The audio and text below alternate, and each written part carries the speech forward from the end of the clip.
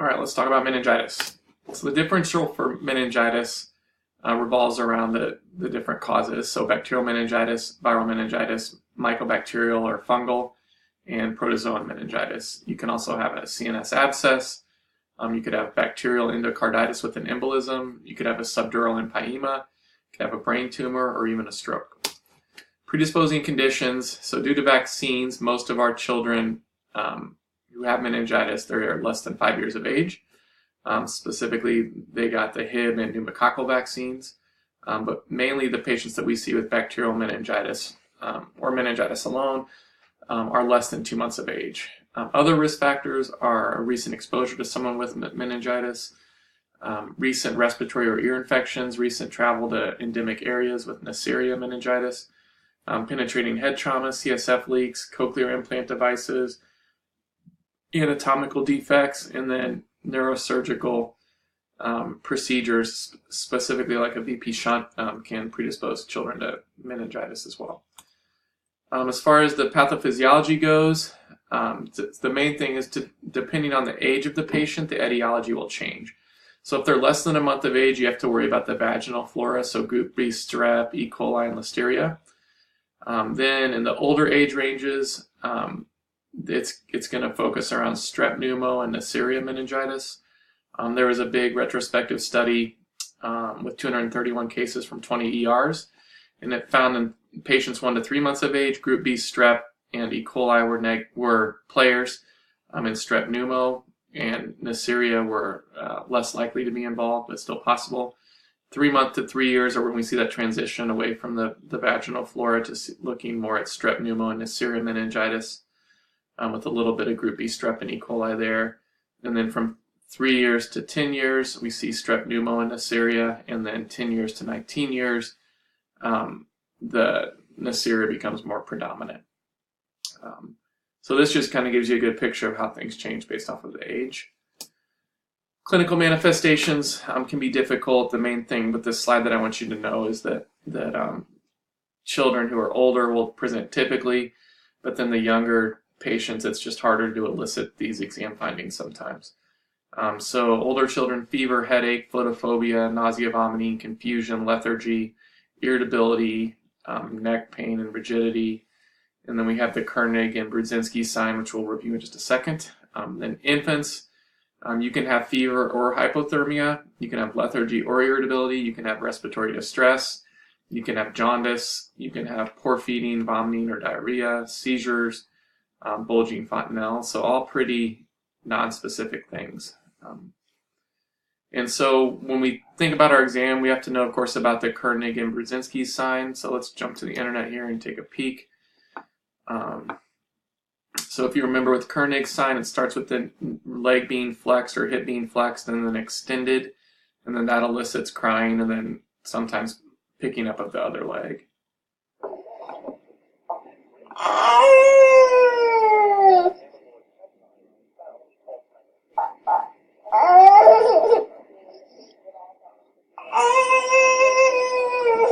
So here you can see that when the leg was flexed up and extended, the baby cried, and then this leg also became flexed up. So that's Koenig's sign.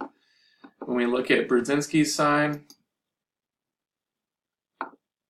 we're going to flex the head and notice that the lower extremities flex up as well.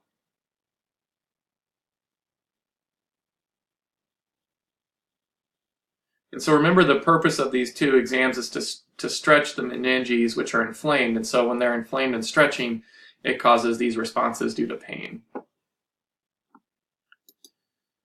All right, so back to our talk. Evaluation, you know it after looking at the evaluation for a febrile infant, but we're going to do a spinal tap with all the studies. You'll notice enterovirus and par-echovirus are on there. Those are viruses that we see that can cause a viral meningitis during the summer months usually. And usually they do not cause any complications. Herpes is also within the workup if there's concern for that. Then we also do blood cultures, and then if they're less than 2 months of age, we get a UA with culture as well. Depending on how sick the patient is, you may get other studies too. We usually do get CBC, CRP, sed rate, basic metabolic panel, and LFTs. So we get the CRP to monitor the patient's resolution during treatment. We can trend that. We get the basic metabolic panel to make sure there aren't any electrolyte abnormalities related to the patient's meningitis. Then we can get LFTs to monitor if there's concern for HSV. If that's elevated, then we may be more likely to treat with acyclovir and get the HSV studies. As far as treatment goes, again, it's age-related. If they're less than 1 to 2 months of age, we think about ampicillin and ceftriaxone or cefotaxime.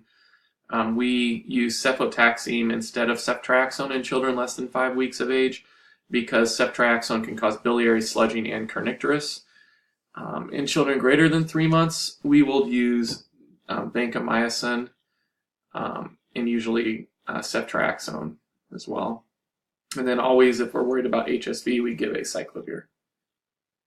So when we think about complications of meningitis, we worry about SIADH. So remember, this is the inappropriate secretion of the antidiuretic hormone, and the main complication is hyponatremia.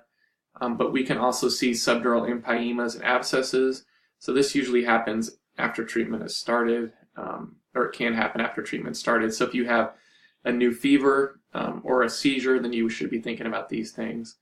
One complication that can happen, more common than not, are that we get sterilized cultures. So this happens in 1 of 2 ways. The first way is that the patient's too sick to get an LP done. It's just too risky, so they go ahead and treat with antibiotics, therefore sterilizing the cultures.